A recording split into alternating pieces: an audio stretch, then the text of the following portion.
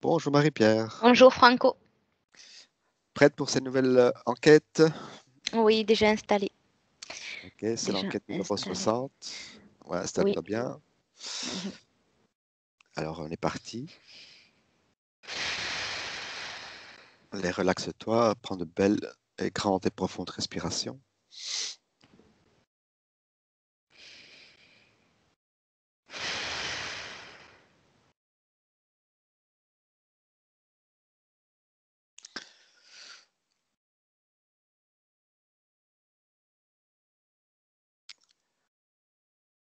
Et je vais maintenant faire un décompte de 10 à 1. Mhm.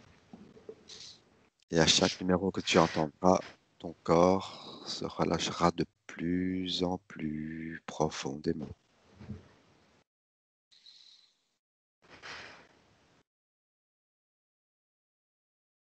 10.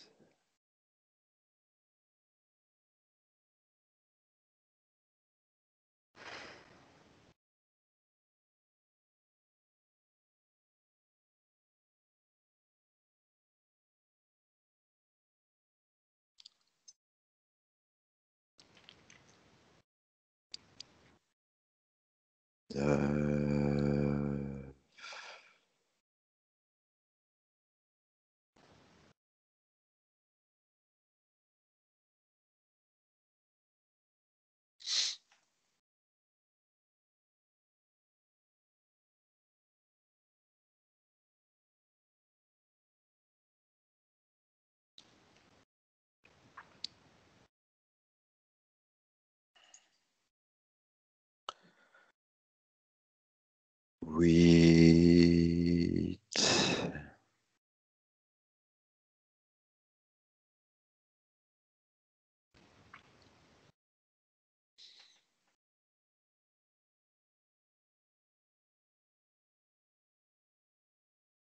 7.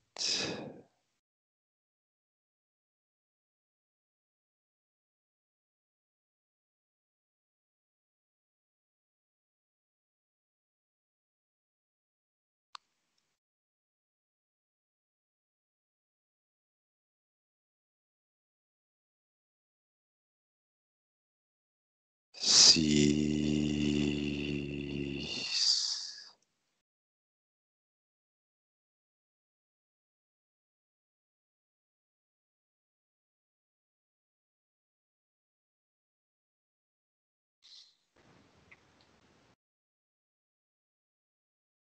5.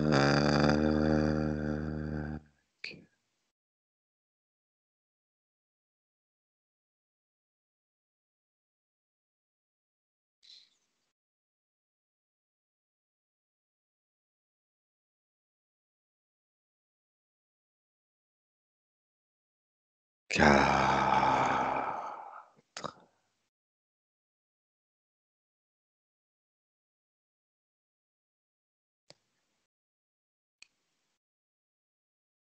3.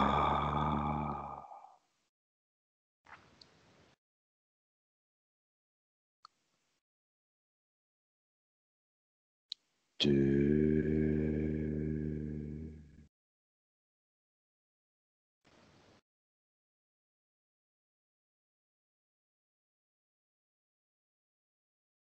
1.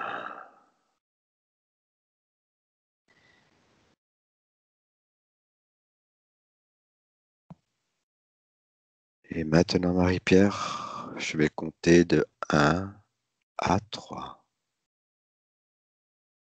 Et à 3, tu seras parfaitement connecté pour le thème d'aujourd'hui qui est le suicide.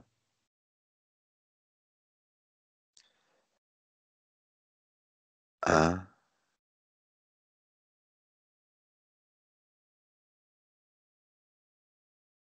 2,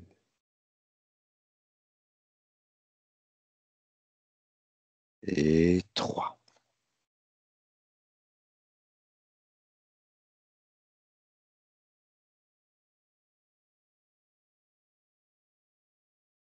Est-ce que tu reçois déjà des informations par rapport au terme d'aujourd'hui?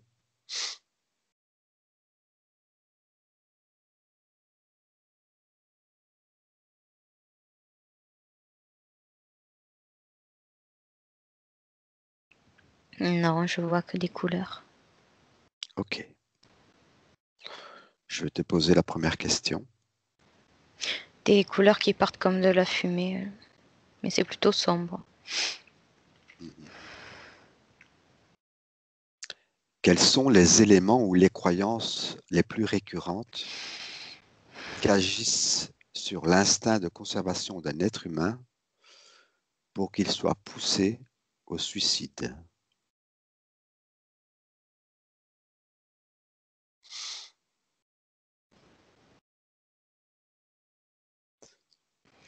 Est-ce que tu peux me la répéter, s'il te plaît? Oui, bien sûr.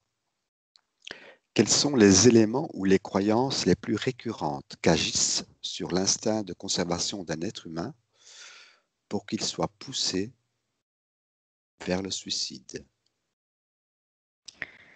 Je croyais avoir pas compris la question. J'ai pas de croyances ou de choses comme ça. J'ai simplement des mots qui me viennent comme un ras-le-bol. Mhm. Le fait d'avoir atteint ses limites, des limites supportables. Un profond désespoir. J'ai pas de croyances derrière. J'ai plutôt un épuisement total, psychologique psychologique et autres, qui fait que la personne a atteint ses limites du supportable. Ouais. Il devient autre chose.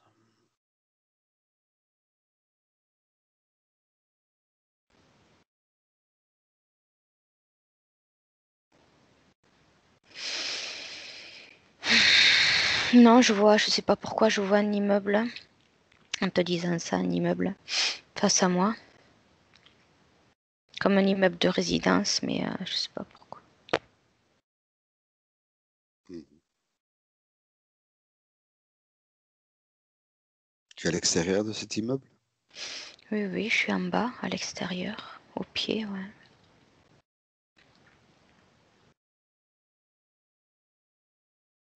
Bien, on va passer à la deuxième question. Peut-être qu'on va revenir dessus.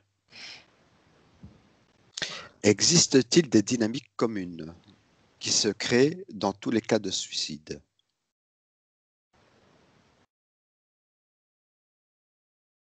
Si oui, lesquelles?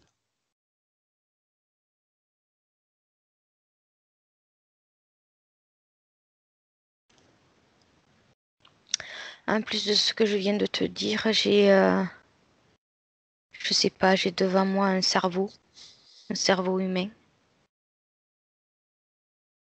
Oui.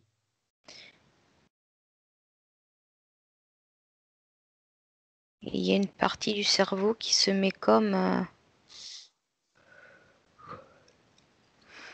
veille.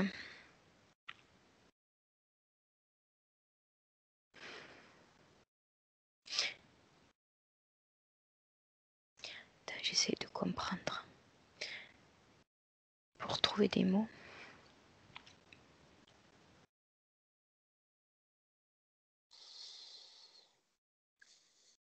C'est comme s'il y avait une partie du cerveau. Je pense que c'est la partie du cerveau l'instinct de survie, qui, qui n'a plus de poids dans le réseau du cerveau humain.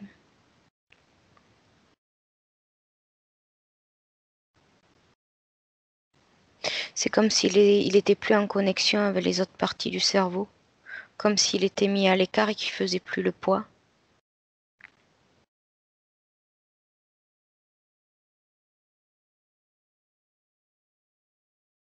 Comme si cet instinct de survie dont tu me parlais n'était plus vraiment là. Mhm. C'est comme si la partie était carrément endormie. Pas endormie, je la ressens comme mis de côté, plus vraiment en connexion avec les autres parties du cerveau. Et je la vois toute ratatinée, mais c'est c'est l'image que j'en ai, c'est comme une. Et ça me fait sourire, mais c'est pas drôle. Mais ça me donne l'état de cette partie du cerveau-là me donne l'image comme d'une pomme de terre qui se serait asséchée, Mhm. flétrie, ratatinée. Ouais. Elle fait plus le poids.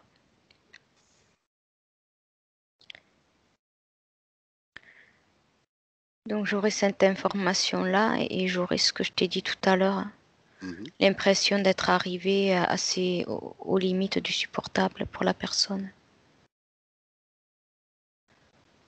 Et, Ce grand désespoir, cette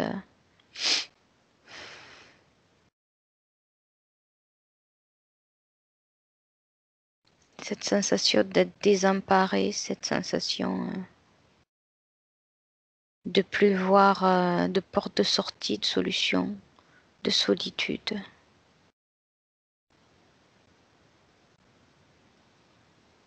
bien. Observe les dynamiques intérieures qui précèdent l'acte du suicide entre le corps éthérique, Mm. le corps émotionnel et le corps physique.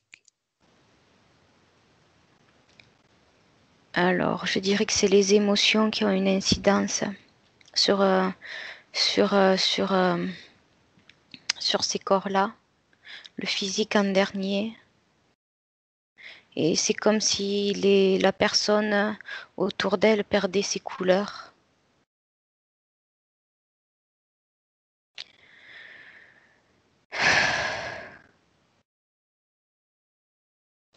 Comme si les couleurs s'affadissaient et étaient de moins en moins lumineuses, brillantes, moins d'éclat, avec une tendance, oui, s'affadit, beaucoup plus,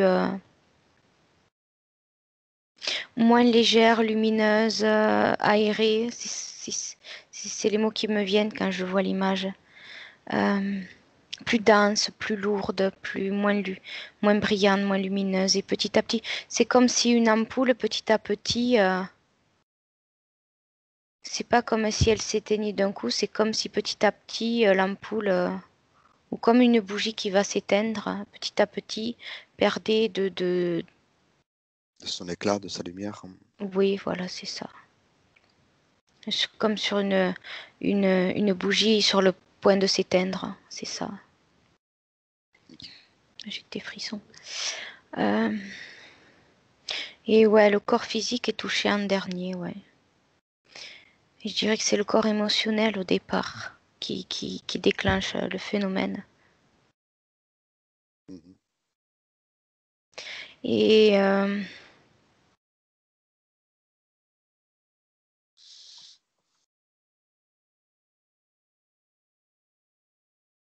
je perçois comme... Alors j'ai l'information à moitié des mots, à moitié l'information sur l'image. Alors, comme si la personne, sans s'en apercevoir, se déconnectait de son environnement. Mais pas au niveau des sens, des cinq sens, au niveau du côté subtil, ressenti, intuition. C'est comme s'il y avait une déconnexion lente, comme la bougie qui va s'éteindre.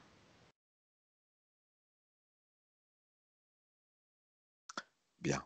Tout ça s'affaiblit en même temps.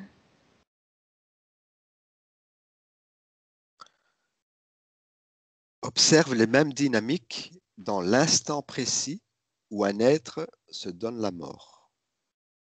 Je vois un pendu. Mhm.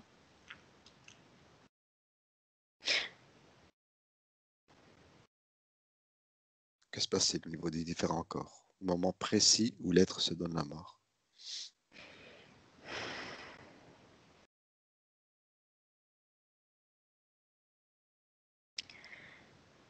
Alors la première information qui m'est venue, c'est comme si du coup la personne sur le moment, vraiment dans l'instant où où il y a l'action il y a plus de, comment on dit ça? Il n'y a plus de prise de conscience sur le moment. C'est comme si au dernier moment, juste avant l'action, le cerveau s'éteignait.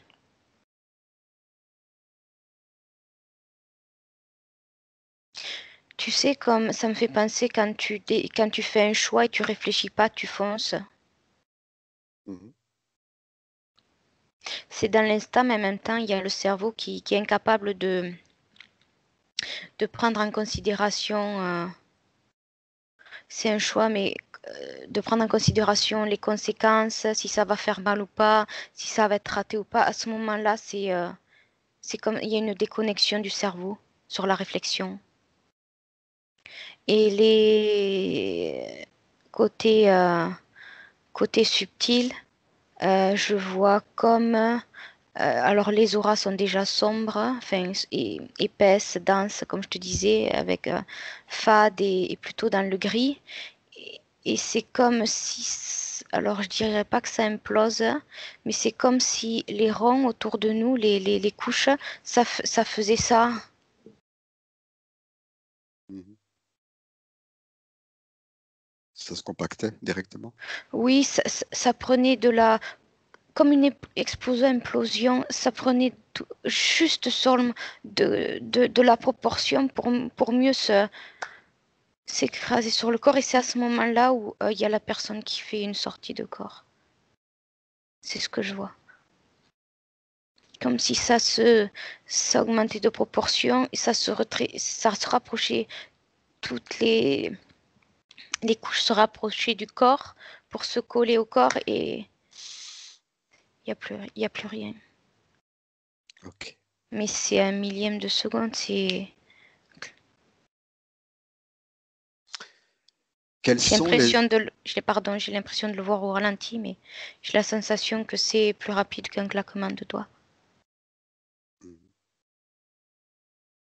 Très bien. Comme si le cerveau qui n'avait plus la capacité de réfléchir, comme s'il y avait, c'était un signe. C'est comme si le cerveau qui se déconnectait, où il n'y a plus la capacité de réfléchir, c'est l'action. Ça envoyait, c'était le phénomène déclencheur de l'action qui était relié à ces couches qui actionnait le phénomène.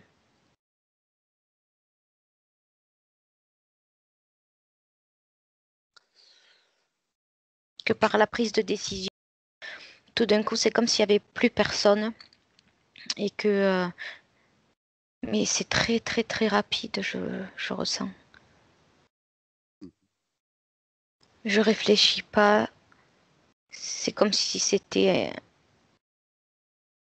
comme un, comme un coup de tête, tu sais, tu réfléchis pas, clac, et ça déclenche, clac, clac, clac, tout ça.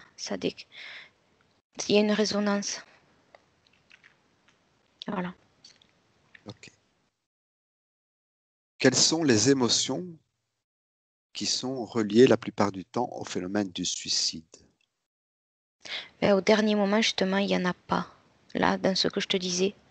Mhm. Donc, juste avant de passer à l'action, c'est comme si une fois que le choix était fait, il y avait une déconnexion au niveau du cerveau, instinct de survie, conséquences, réflexion. En tant qu'être humain, c'est comme si la goutte d'eau ça avait déjà débordé.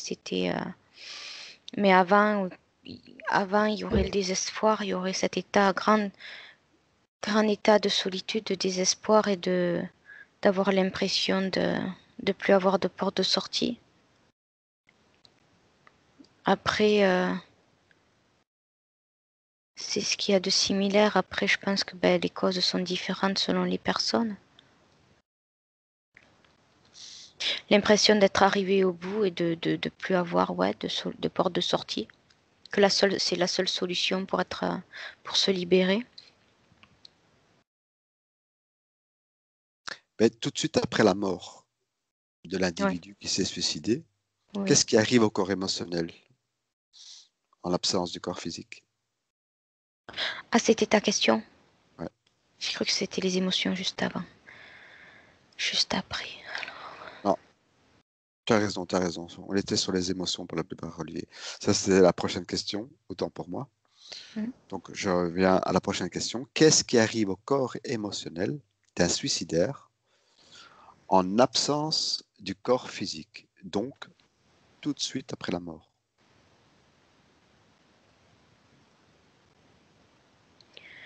Dans le cas du suicide, je vois comme une couche énergétique qui se liquéfie, qui est sombre et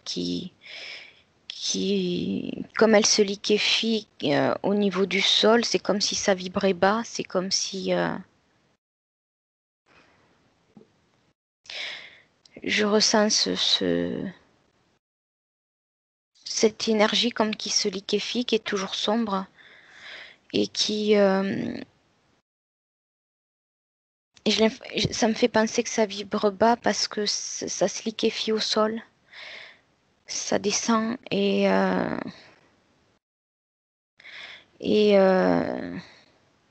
mince, j'ai raté l'info. Il y en avait une autre, c'est passé vite. Attends, j'essaie de la retrouver.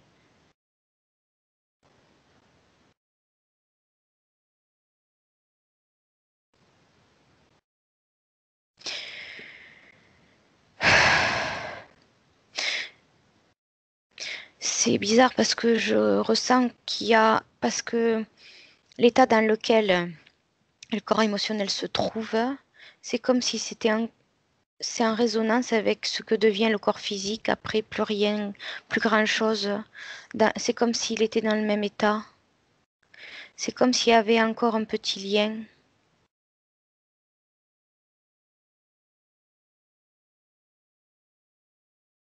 C'est comme si en même temps que le corps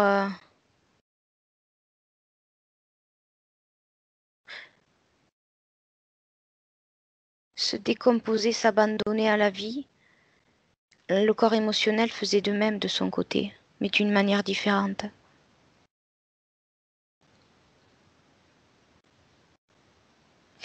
Imagine et je revois je revois le bâtiment genre résidence. C'est comme si la personne décidait de tomber en hauteur, décidait de tomber dans le vide. Et ben c'est comme si ça me donne le même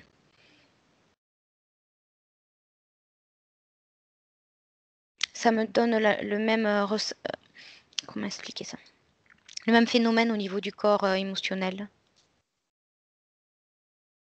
Le corps physique tombe et le corps émotionnel se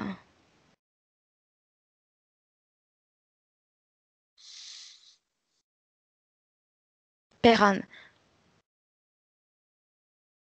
Je sais pas comment expliquer. Je suis désolée.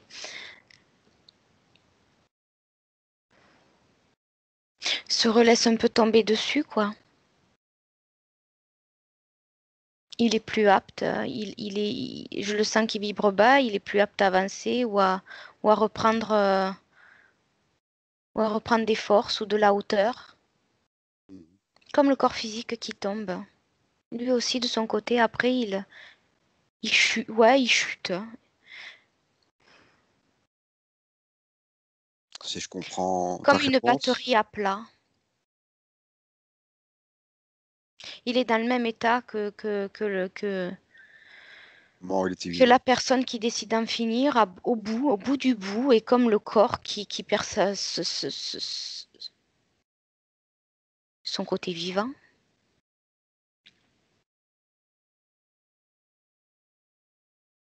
Ok. Tu as autre chose à rajouter, Marie-Pierre? Non. Ok. Observe les chakras en relation à la dimension psychophysique durant la phase du trépas à cause du suicide. Alors ils s'éteignent de haut en bas, je vois, l'un après l'autre.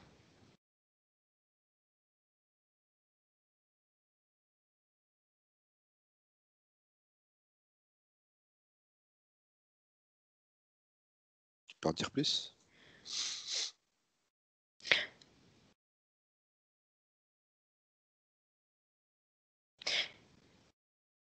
Je pense que c'est par rapport à ce que je vois, je pense que c'est au moment où ça prend de l'ampleur pour mieux se... Tu vois ce que je veux dire? Mhm. Avant La pause. l'implosion. Mhm. C'est c'est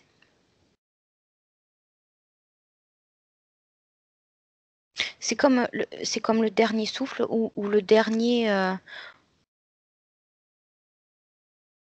ou l'ampoule, le dernier éclat de jet, le dernier jet de lumière, ça prend, je vois les couches qui prennent de la proportion et à un moment donné, hop, il n'y a plus rien.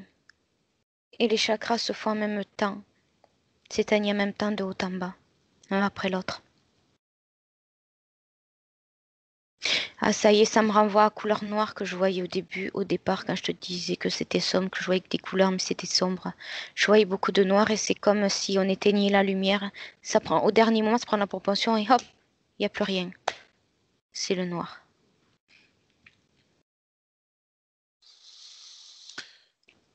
Le...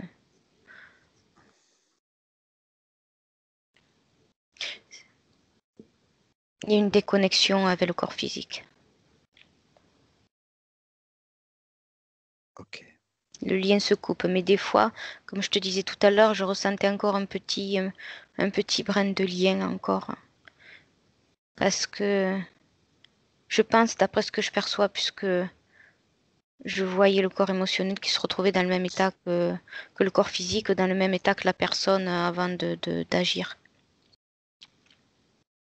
Comme si on débranchait la batterie. Que ce soit physique, émotionnel ou autre. Ok, passe. Oui. La batterie est à plat, elle est épuisée, c'est son dernier souffle, ouais, c'est son dernier.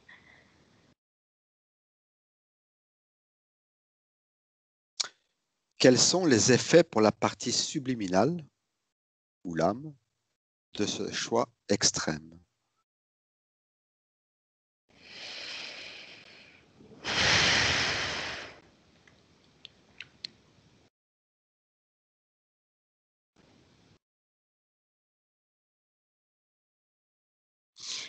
Je vois trois possibilités. Peut-être qu'il y en a d'autres, je sais pas. Il me vient trois scénarios. Un où c'est par choix. C'est-à-dire que c'est l'âme qui a choisi d'en Oui, finir? oui, par expérience. Un autre où elle a l'impression que ça aurait pas dû se passer comme ça. Et un autre où c'est comme si elle n'avait pas anticipé les conséquences de son choix de vie ou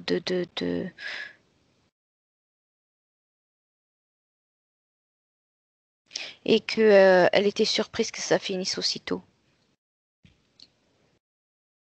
C'est comme quand on fait des choix et qu'on n'en prend pas, on prend pas l'ampleur totale que peut avoir les conséquences. Mhm. Autre chose? Et quand elle est surprise, je ressens plutôt une interférence à ce niveau-là.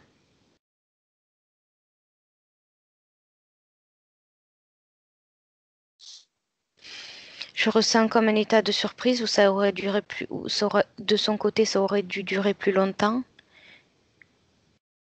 Et c'est comme si elle comprenait pas pourquoi ça s'arrêtait plus tôt et que c'était de son côté, c'était pas prévu. Mhm. D'accord. Il y a le cas où c'est une expérience et c'est ok.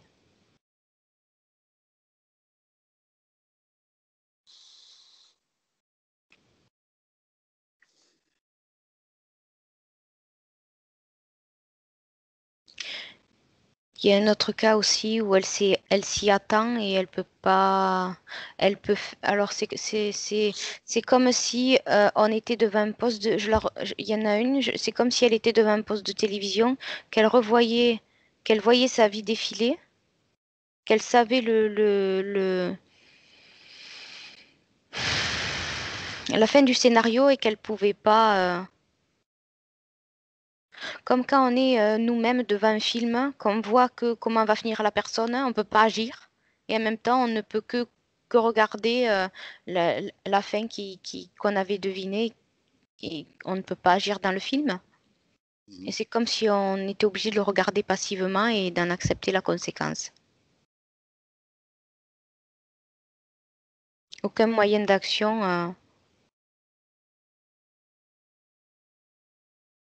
Mais je ressens pas là non plus que c'est naturel. C'est comme C'est une absence de connexion entre l'âme et la partie physique. non, c'est qu'il n'y a pas de elle n'a pas de moyen d'action, elle ne peut que regarder les choses défiler alors qu'elle sait comment ça va ça finir et elle n'a pas le moyen d'agir. Et je ne sais pas pourquoi. Je sens que c'est pas normal, mais je ne sais pas pourquoi. De toute façon, dans les divers scénarios, le seul scénario que je trouve, comment je pourrais dire, sain, normal, de son point de vue d'une conscience, ce serait l'expérience par choix. Après, après l'état dans lequel elle peut se retrouver, c'est bizarre. Soit elle est surprise, comme surprise, soit elle sait déjà ce qui va arriver et elle peut pas agir. Et elle est obligée de regarder ça passivement et d'attendre.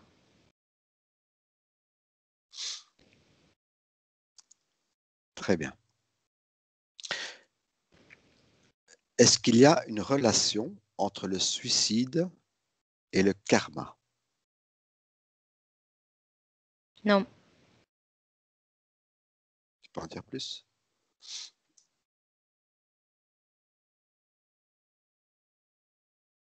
Ben déjà, le mot karma me parle pas du tout. C'est comme si derrière c'était vide, c'était creux, il y avait aucune information. Ok. Alors passons à la question suivante. C'est comme, je connais le mot, mais pourtant c'est comme si quand tu me poses la question, Oh, mais dis ce qui te ça vient, hein. n'existait pas. Ok. Enfin, j'ai rien. C'est comme un mot que tu. Je le connais le mot, mais c'est quand tu me le dis, c'est comme si tu venais de l'inventer. Ok, très bien. Et que j'essayais de savoir ce qu'il y a derrière, j'ai rien. Très bien. Est-ce qu'il y a une relation entre le suicide et la réincarnation? Non, Non plus? non, c'est comme si tu me disais que j'ai cette image-là. C'est comme si tu me disais que en fermant un livre que tu viens de lire, tu vas en ouvrir un autre d'un autre auteur. Les deux histoires ce ne sont pas la même histoire, ce ne sont pas le même auteur, ce ne sont pas la même édition.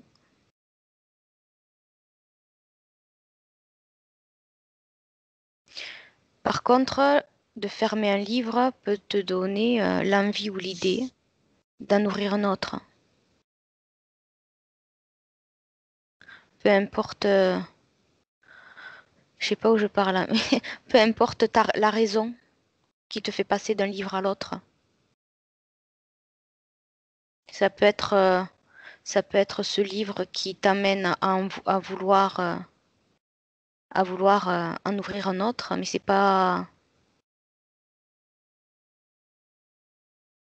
Pour moi, il n'y a pas forcément de suite. Ça peut être une conséquence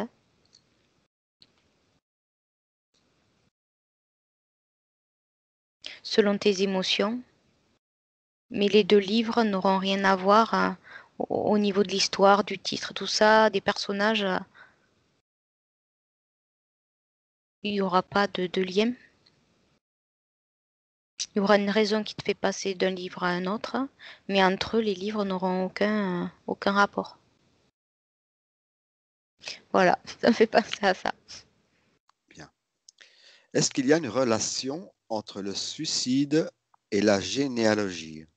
Oui, parfois.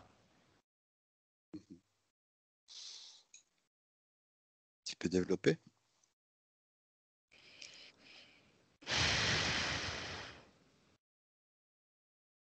Alors des fois, je vois les mots cas uniques. Des fois, c'est des, oui, dans la famille ou dans la génération, c'est un cas à part Mhm. et les Eh gens ne bien, comprennent pas. c'est-à-dire Et que l'envie de suicide se transmet par les gènes? ça dépend, parfois, pas toujours.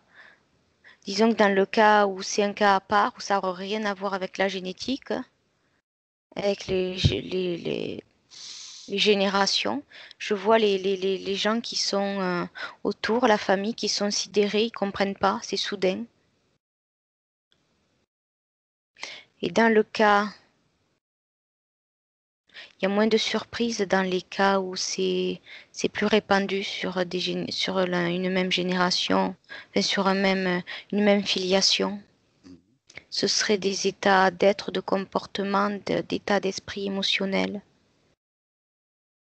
Comme je te dirais, il y a des familles à dépression, il y a des familles à divorce, il y a des familles à...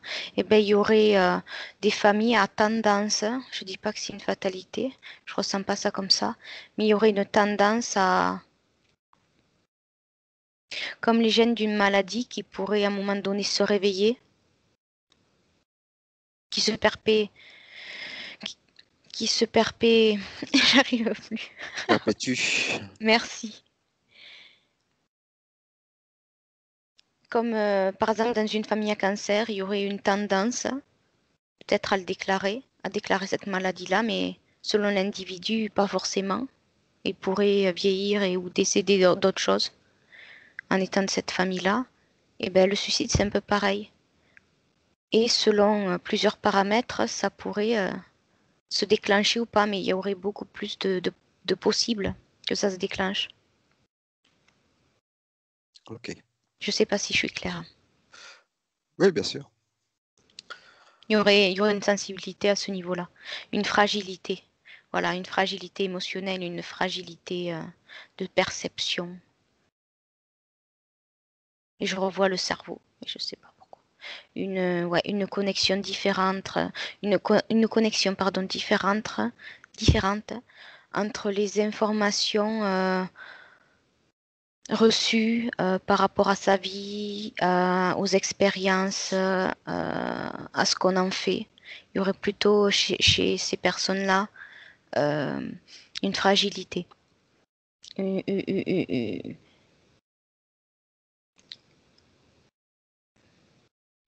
une capacité à faire face plus, ouais, plus fragile. Comme, comme si, génétiquement parlant, ou au niveau de la filiation, euh, je sais pas, je vois cette image-là, je vois un vase qui aurait été recollé, Mhm. comme s'il était déjà fragilisé, déjà au départ en lui-même, qui serait plus fragile qu'un autre, ouais, vase, qui n'aurait jamais été Mhm. fendu, ou... Voilà. Bien.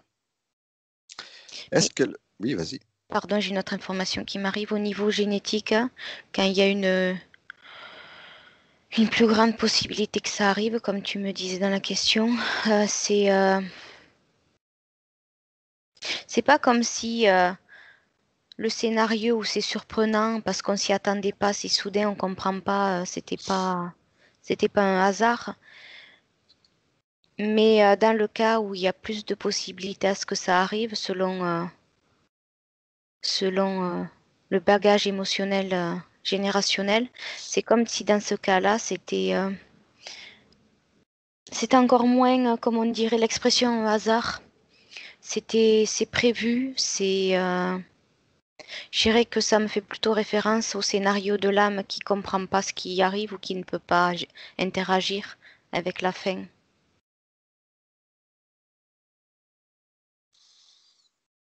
OK. Est-ce que le phénomène du suicide a-t-il toujours existé?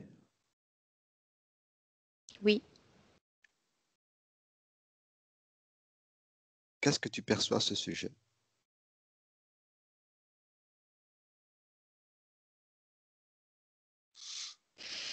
sais pas où je suis, mais c'est des temps bien reculés. Où je le ressens plus par choix. Mais je ressens aussi à ce niveau-là des êtres qui... comme une erreur de choix. Ou comme si inconsciemment la personne se demandait ce qu'elle fait là. Comme une erreur d'incarnation. Mais je ressens moins, quand tu me parles de suicide, c'est moins pesant. Bizarrement, c'est plus léger, c'est moins pesant, c'est moins dense. C'est les mots qui me viennent comme ressenti.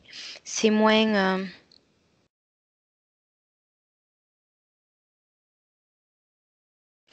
c'est peut-être moins répandu.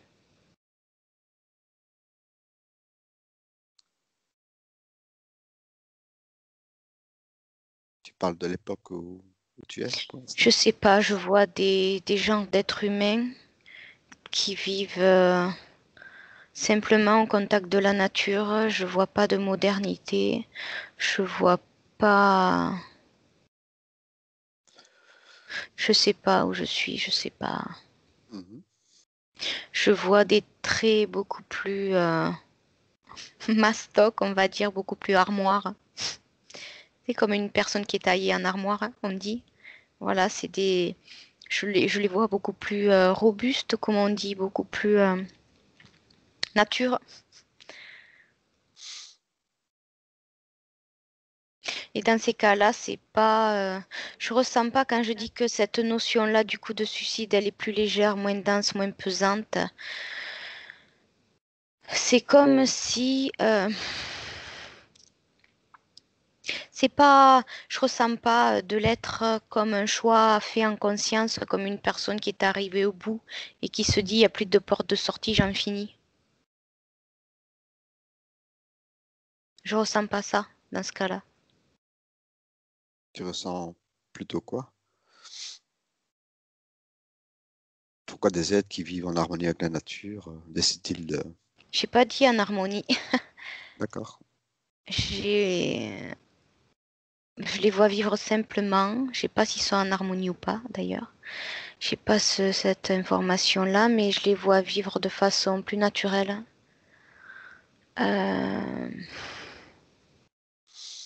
Et j'ai pas l'impression que c'est un choix conscient pour eux.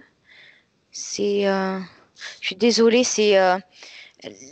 d'ailleurs, il n'y a pas de compréhension à ce niveau-là. Il n'y a pas les autres comprennent. Il n'y a pas, on comprend ou pas ce qui arrive à l'un des nôtres. Je sens plutôt, la phrase qui m'arrive, c'est la faute à pas de chance. Il n'y a pas les mêmes notions qu'on y met, nous, dessus. Ou ça arrive, c'est comme ça, ou alors c'est surprenant, mais j'ai pas l'impression qu'ils s'arrêtent dessus. Il n'y a pas une recherche de compréhension sur une fin comme ça.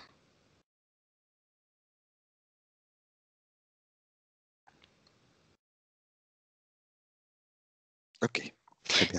C'est comme, je dirais pas qu'ils ressentent pas de la tristesse à la perte d'un des leurs, mais c'est comme s'ils arrivaient à passer facilement au-dessus. C'est juste l'émotion sur l'instant, et c'est comme si à un moment donné, tu rentrais chez toi et tu disais, tiens, il y a quelque chose qui est tombé, qui s'est cassé, qui est tombé par terre, qui s'est cassé pendant que j'étais pas là. Bon, voilà. Tu vois ce que je veux dire? Mhm. Tu es embêté quand même,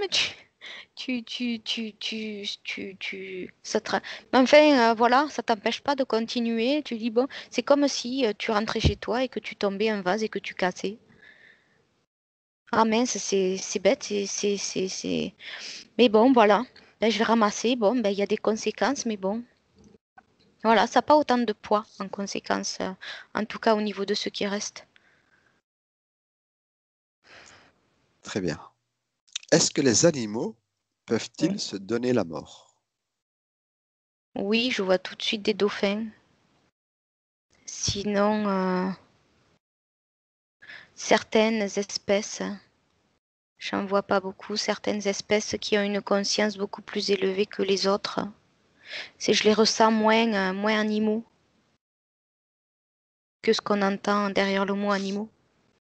De quelles espèces parles-tu? Ben, je vois des dauphins. D'accord. Et ils se donnent librement la mort? Oui, par chagrin, ouais. Mhm. Qu'est-ce qui cause ce chagrin? Ou même, j'ai l'impression, par sacrifice.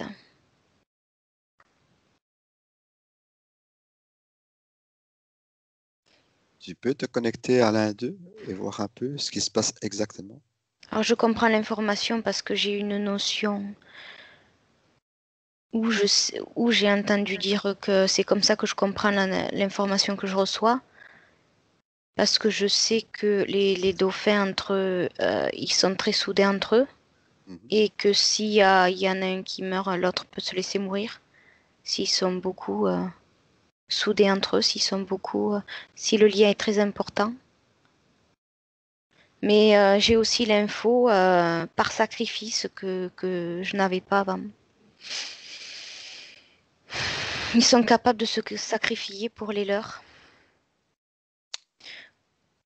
Et je ressens.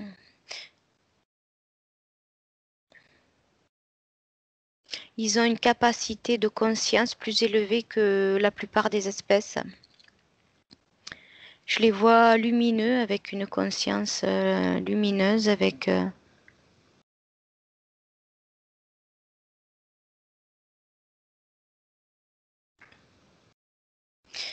je les vois libres aussi.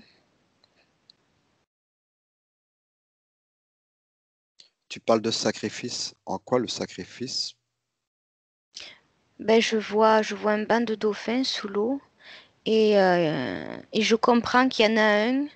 C'est comme si j'avais l'information, je comprends qu'il y en a un. Il se prépare à se sacrifier pour sauver. C'est triste. Pour sauver le reste de la famille, quoi. Pourquoi le fait de se sacrifier sauve-t-il le reste de la famille? Parce il y a un prédateur en face, il y a un danger. Ah, ok. Dans ce sens-là. Oui, oui, sinon non, hein. Très bien. Ça me touche parce que ça me fait penser à ça, c'est un côté humain où ils sont pas humains, mais c'est comme s'il y avait une résonance, moi en tant qu'être humain, que je reconnais comme une mère qui peut se sacrifier pour ses enfants ou, où l'être humain est capable pour sauver ceux qu'il aime, est capable de se sacrifier. Bien. Et les autres sont au courant. C'est d'un commun accord. C'est comme s'il y avait une télépathie, l'information qui circulait entre eux. C'est l'information que je reçois, je les vois. L'autre sait déjà par choix ce qu'il a décidé, les autres aussi. Comme s'ils étaient OK avec ça, c'est nécessaire et ça allait être terrible pour eux, mais c'est nécessaire et, pour sauver le groupe, quoi. C'est terrible parce qu'ils sont obligés de faire ce choix-là. C'est par choix, mais ils ont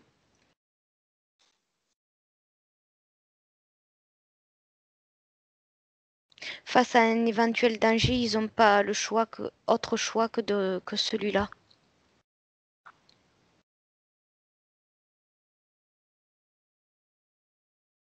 Bien. On va reprendre. C'est terrible pour eux.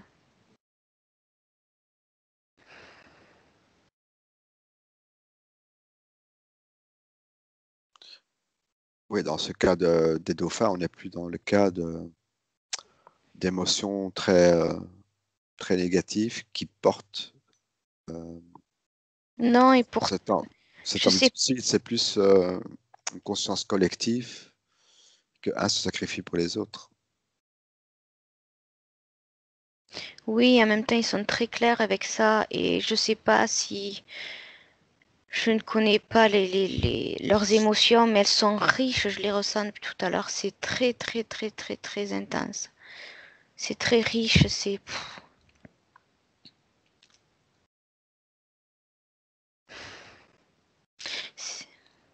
c'est terrible, c'est comme s'ils se sentaient impuissants de faire autrement et que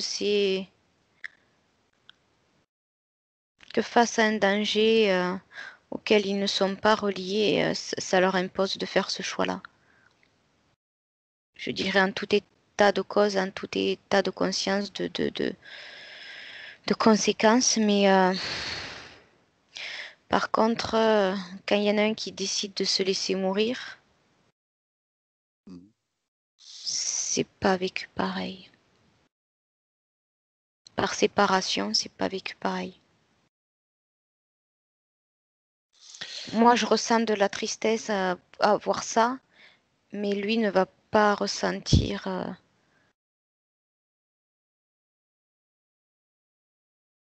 cette grande tristesse de perte que quand il y en a un qui se sacrifie pour les autres. C'est pas pareil. Très bien. On va reprendre la question numéro 7. Qu'est-ce qui arrive au corps émotionnel d'un suicidaire en l'absence du corps physique? Donc, tout de suite après la mort. Je veux dire, tu dis qu'un suicidier qui est dans un état émotionnel très lourd, qui prend la décision qui prend la décision de se donner la mort, qu'est-ce qui se passe tout juste après?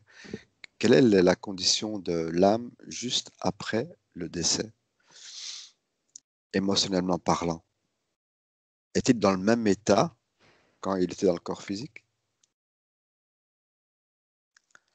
Oui, c'est pour ça que j'avais l'impression qu'il y avait un petit lien encore qui restait Et au ce, corps ou à l'histoire. et ce lien perdure dans le temps? Ça peut. Ça peut rester en l'état.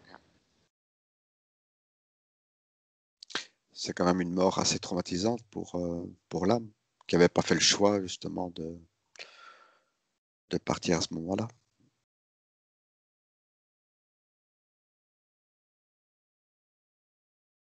Et oui, ça l'est. Mhm. C'est des deux côtés, il y a une perte de soi, il y a une perte d'espoir, il y a une perte de.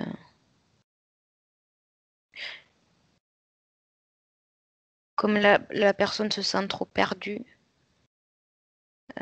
j'ai l'impression que l'âme aussi, elle se sent aussi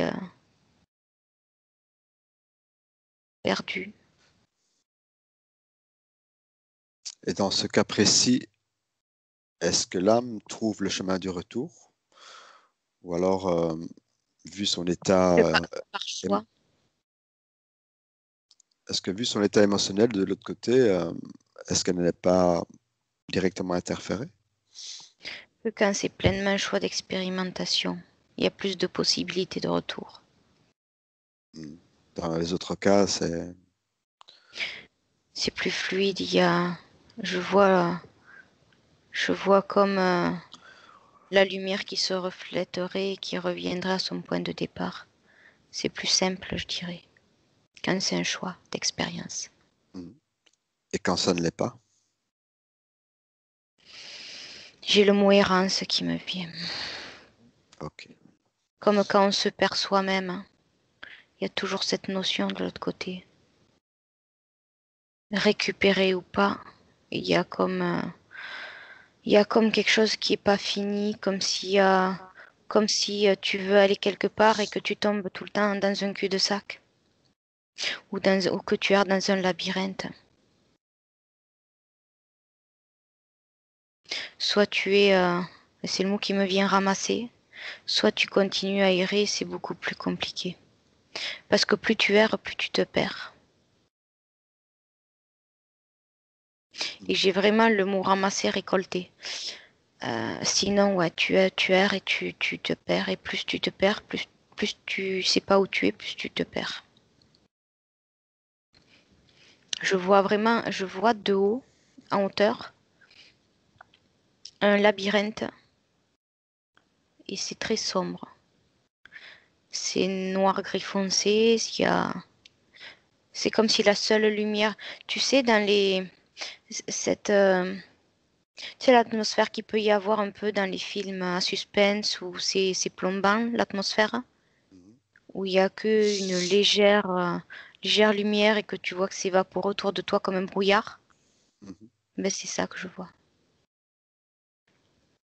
Et qu'est-ce qui peut faire que cette âme qui erre depuis un certain temps euh, puisse avoir ces petites étincelles de conscience pour se dire ok, c'est plus mon endroit, il faut que peut-elle être aidée, combien de temps ça peut durer? Je perçois pas ces cas-là. Je sais pas si c'est possible, mais je perçois pas. Tu veux dire qu'une âme errante peut errer vitam aeternam? Hmm.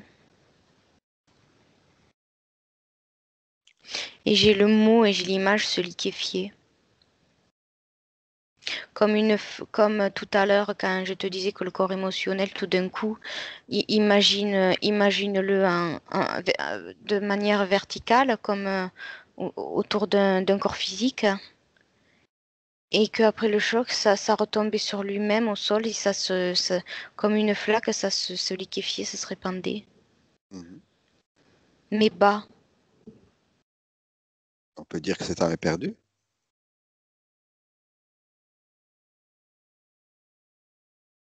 Ou y a-t-il dans le temps non, quelque chose qui non, peut la récupérer? non plus, mais c'est compliqué de répondre à ta question. Est-ce qu'il y a un moment dans le temps où elle peut être sauvée? Ou pas. Sauver, non, je dirais plutôt récolter, ramasser pour passer à autre chose, et sinon ça erre. Ok. À moins qu'il y ait eu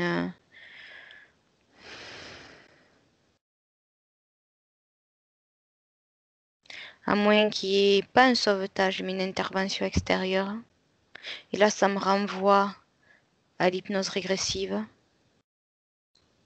Mhm. Quand on peut, euh, La détecter.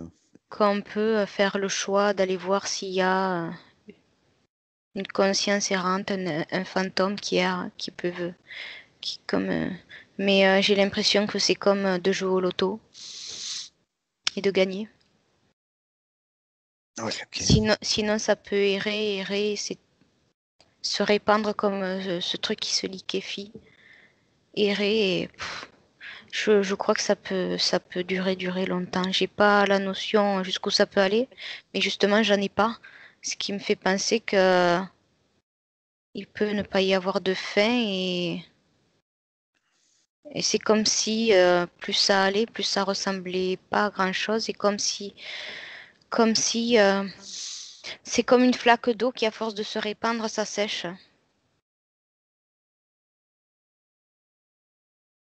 Comme si c'était difficilement récupérable. Plus le temps s'écoulait, même s'il n'y a pas de notion de temps de l'autre côté. Bien. J'ai cette sensation, par rapport aux images, ça, ouais. Bien, Marie-Claire. Déconnecte-toi de tout et de tous, de toutes les Mm. scènes, de toutes les dimensions, et reviens au moment présent où je te parle.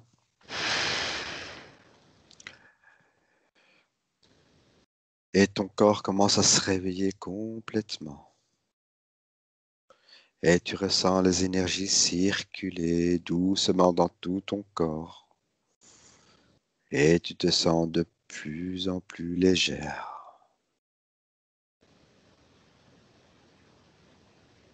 Et tu ressens une belle sensation de bien-être Et tu récupères toutes tes fréquences à un niveau où tu te sens merveilleusement bien,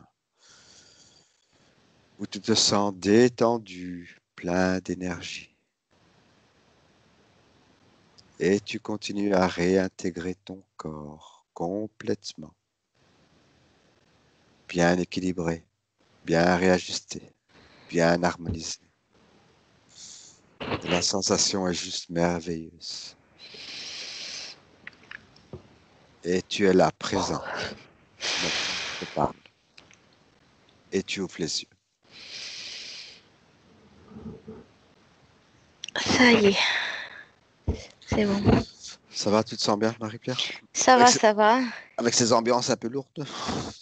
Non, ça va, c'était juste terrible quand j'ai ressenti ce que les dauphins ressentaient. Ouais. Mais sinon, ça va, je voyais ça de l'extérieur, j'avais pas d'émotion particulière. Mais au niveau, oui, ah bah tiens, le pendule à cordes, tiens. Mais non, je voyais pas, j'avais pas de sensation sinon particulière. Ok, un grand merci pour cette enquête, Marie-Pierre, et à la Merci à prochaine. toi. Merci, à bientôt. Au revoir, Au bonne journée. revoir. Au revoir. Benvenuto a questo nuovo video di Disclosures. Oggi parliamo della cosiddetta sessione di ipnosi investigativa. In realtà non esiste una sessione di ipnosi investigativa. Non che non si possa fare investigazione di ipnosi, però è che non esiste una sola sessione di ipnosi per dire si è fatta investigazione, per prendere quell'informazione come buona. Perché? Sappiamo intanto che l'informazione che arriva in ipnosi è molto contaminata. La percentuale di inquinamento dell'informazione è altissima. Pensate a questa informazione che viaggia per tantissime dimensioni, attraversa densità, passa per coscienze che volontariamente o involontariamente possono distorcerla.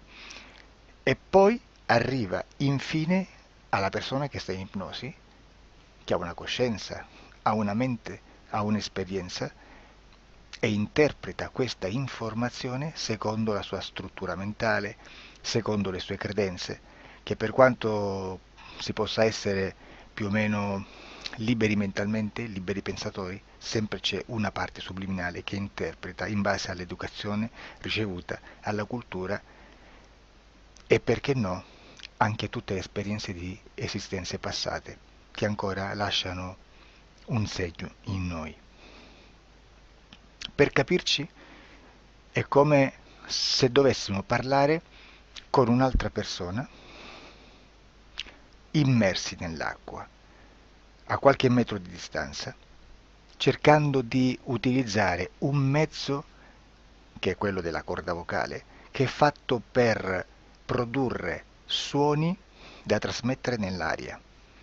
Noi stiamo utilizzando questo strumento per far passare un'onda sonora nell'acqua o in un liquido.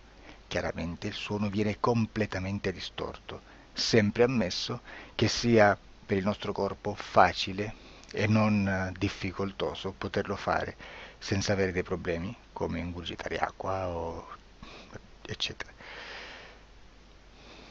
Ma non solo. Supponiamo che per questo tipo di comunicazione utilizziamo anche due lingue diverse, per esempio un italiano e un russo o un giapponese. Per quanto possiamo anche interpretare il labiale, non possiamo capire quello che ci sta dicendo, perché la lingua è diversa. La lingua, diciamo, da dove parte l'informazione a dove arriva è completamente diversa, il codice, il linguaggio è diverso. Ma possiamo anche cercare di capirci attraverso i gesti, attraverso le espressioni facciali. Per quanto sia ipoteticamente facile poterlo fare sott'acqua, però non dobbiamo dimenticare che l'acqua non è l'aria e può distorcere l'immagine, ma non solo. Dobbiamo anche pensare che l'altra persona, che parla un'altra lingua, che viene da un'altra cultura, potrebbe interpretare i segnali che noi interpretiamo come X in Y.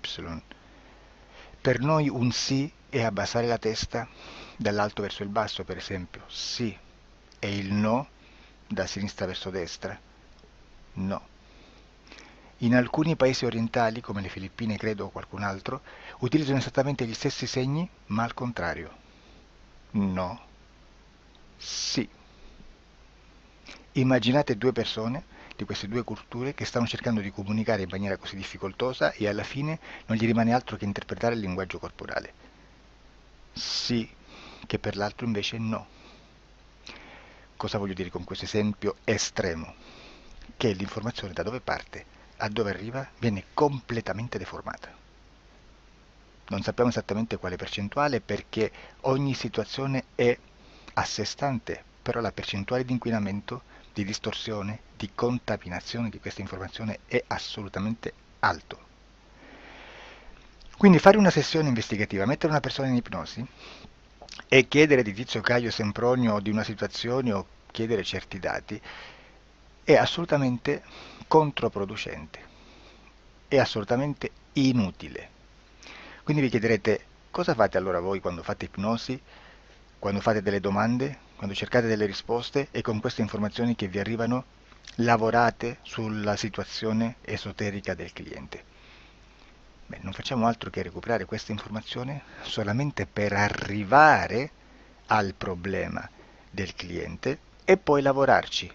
Quindi il valore dell'informazione non è quello di un'istruzione, quello di memorizzare dei dati e di prenderli per buoni, ma è un veicolo di movimento, di trasporto verso la causa del problema per poi lavorarci. Quindi lo scopo di questo tipo di informazione che si prende dalla singola sessione è completamente un altro. Come si fa quindi?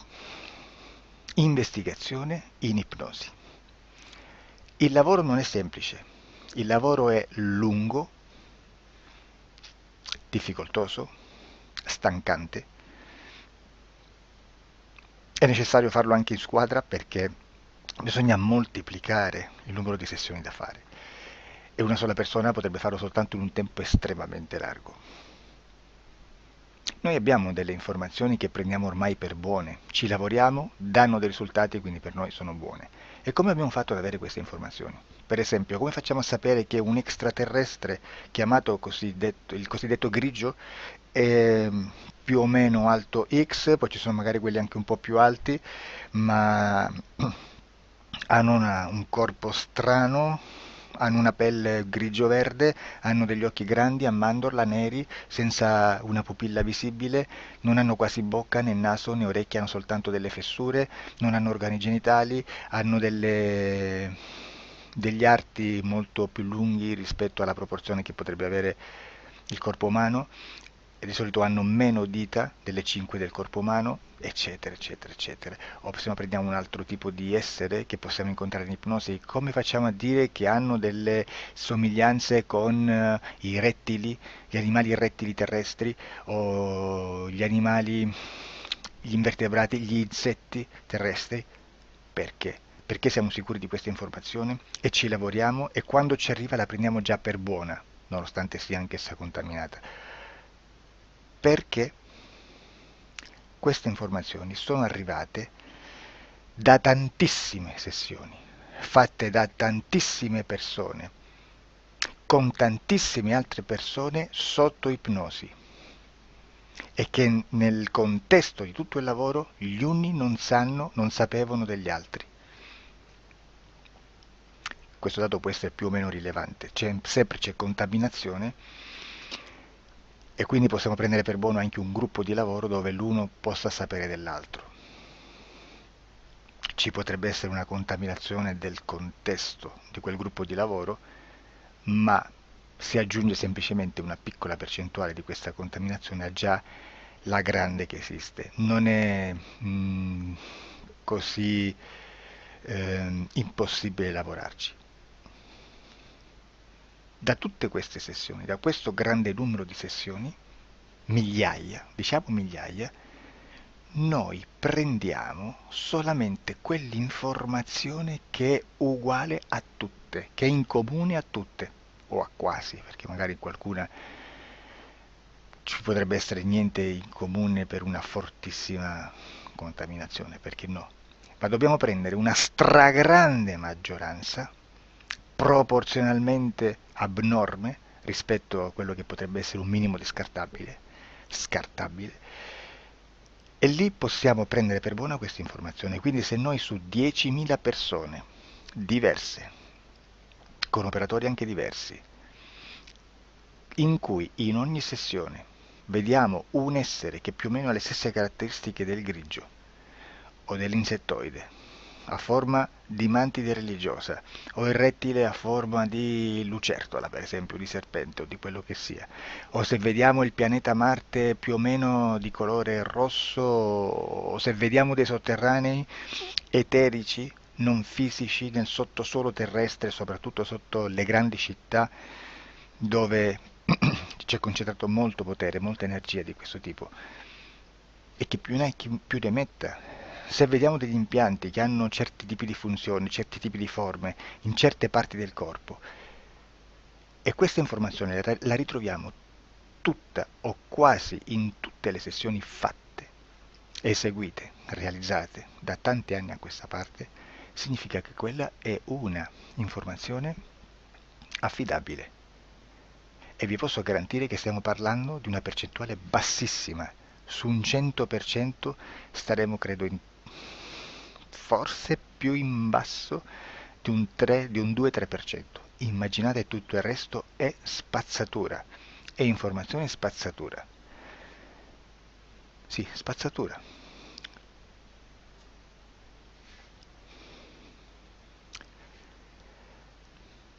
C'è anche un'altra cosa da dire.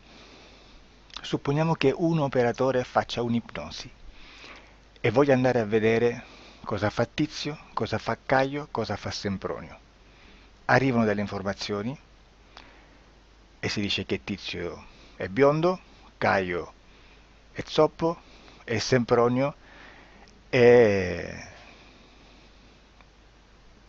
uno sportivo. Intanto già abbiamo detto che una sessione soltanto non serve, d'accordo? Ma poi c'è da dire che una coscienza, un essere, in ambiente subliminale, la sua parte subliminale potrebbe non dare autorizzazione a questa fuoriuscita di informazioni. Mi potreste dire, e allora tu quando chiedi agli esseri cosa fanno, cosa non fanno? Beh, intanto la prendo sempre con le pinze, perché abbiamo sempre detto che tutto è molto contaminato e mi serve solo per dirigermi da una parte. Ma c'è anche da dire che se un essere interferisce con l'altro, ha aperto un canale di comunicazione a cui non può ovviare, a meno che non lo recida, non lo annulli. Quindi quando io faccio la domanda a un essere, se lo faccio attraverso l'interferito, mi arriva l'informazione per un canale aperto che sottostà alla volontà dell'interferito. Sulla volontà dell'interferito parleremo in un prossimo video disclosures. Però, se io voglio fare un'investigazione sopra Tizio, Caio e Sempronio, che non hanno nessun collegamento, nessuna interazione e nessuna interferenza con il soggetto con cui io sto realizzando l'ipnosi, non è detto che mi arrivi questa informazione. Assolutamente. Potrebbe esserci completamente un muro. Come potrebbe esserci informazioni, perché quell'altra parte potrebbe autorizzare comunque. Ma non è detto. E comunque quando ci arrivano informazioni, in una situazione di non interferenza o non interazione, non possiamo sapere esattamente se sono informazioni che ha autorizzato la parte subliminale dell'altra persona o dell'altro essere, o qualche altro essere, qualche altra entità furba approfitta della situazione, osserva quello che sta succedendo, si mette in mezzo, si fa passare per l'altro e dà informazioni ovviamente distorte, prima perché non è detto che debba conoscerle, e anche se fosse potrebbe manipolarle a sua volontà e a suo vantaggio. E quindi immaginate che situazione ridicola ci si viene a trovare, in quale situazione ridicola ci si viene a trovare in questi casi. Da qui si vede quando un operatore riesce a utilizzare l'informazione in ipnosi come per lavorare su un soggetto. Da qui l'osservatore attento delle sessioni di ipnosi riesce a capire se quell'ipnosi è un'ipnosi affidabile, un'ipnosi con un livello di informazione certa, con una alta percentuale di informazione certa. Non vi nascondo che in futuro potrei anche impostare un lavoro per decifrare che livello di certezza di informazione c'è in un'ipnosi, analizzandola e spiegando il perché, spiegando i meccanismi di analisi di un'informazione in ipnosi, che poi anche è molto istintivo.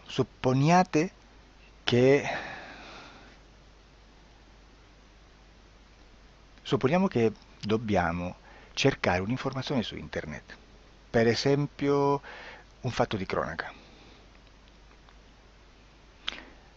Voi preferite mettervi su un sito ufficiale? A caso. L'ANSA in Italia,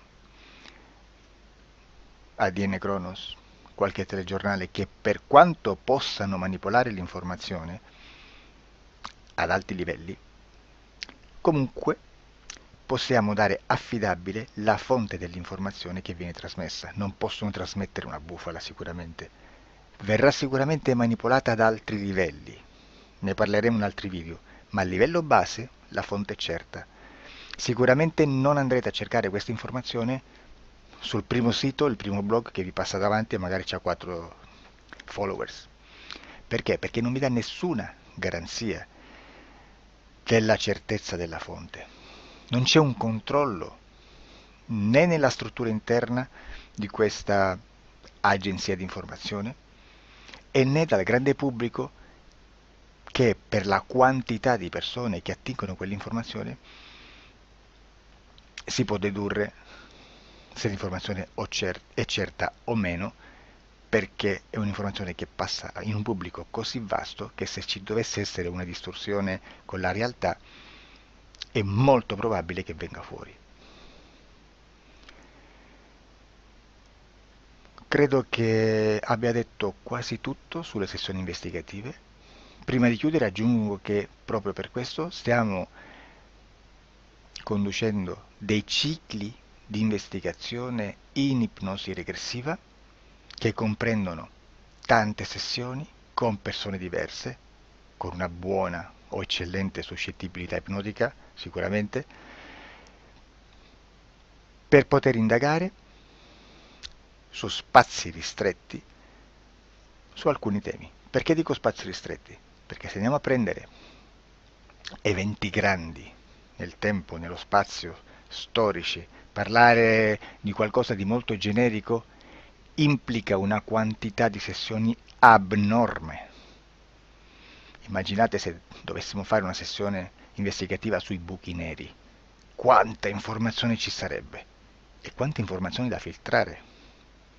Sarebbe quasi impossibile farlo in questa maniera. Ma se noi riduciamo lo spazio di investigazione, se noi prendiamo per esempio, investighiamo sulla pedofilia nella Chiesa Cattolica, ecco, se già restringiamo il campo d'azione è molto più facile che possiamo attingere informazioni affidabili, presuntamente affidabili, con un numero di sessioni sicuramente alte, ma ridotte rispetto ad altri tipi di sessioni molto più generiche, su temi molto più generici.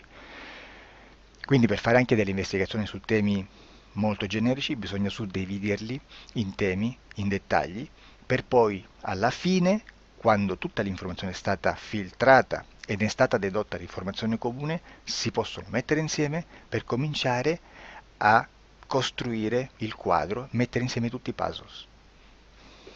Questo è il vero senso dell'informazione in ipnosi, quando si fa ipnosi investigativa. La sessione per risolvere una problematica, un problema, con